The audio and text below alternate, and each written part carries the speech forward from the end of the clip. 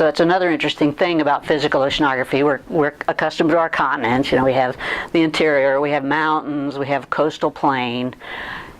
At the boundary, at the coastlines where the coastal plain tapers off to no elevation, there's actually then a very shallow ocean around all the continents, and that is called the continental shelf.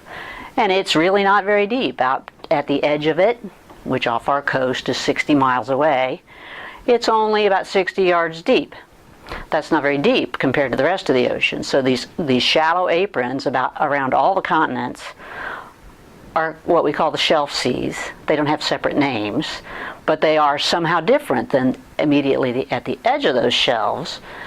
Boom, it gets very deep, very fast, and so up to 2 miles deep, which is what the major ocean basins are. So for physical oceanographers, there is this nearshore, shallow, reasonably well sunlit through the entire water area adjacent to these very deep, vast resources of water and heat and cold and whatever.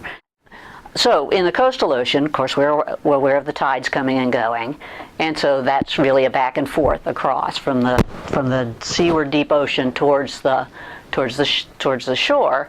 But that, even though it's the largest motion we observe, doesn't end up moving things very far. It's just back and forth and back and forth and back and forth.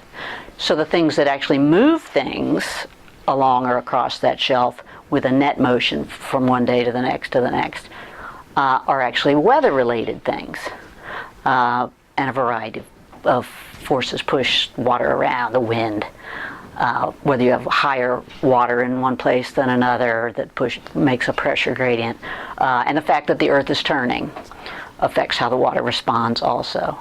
And so the weather band motion is really primarily along shore. So one of our primary questions is what moves things from near shore to the near deep? Or vice versa, what moves things from the deep towards the shallow? So the other interesting feature about the shelf seas, they're well lit. In the deep ocean immediately offshore, the upper layers are well lit, and down deep is dark. Nothing grows there, and so the bodies of dead and dying plants and animals decay in the deep ocean, and so there are all sorts of basic building blocks of life, nutrients, nitrogen, carbon, phosphate, down there in the dark where the plants can do nothing with it.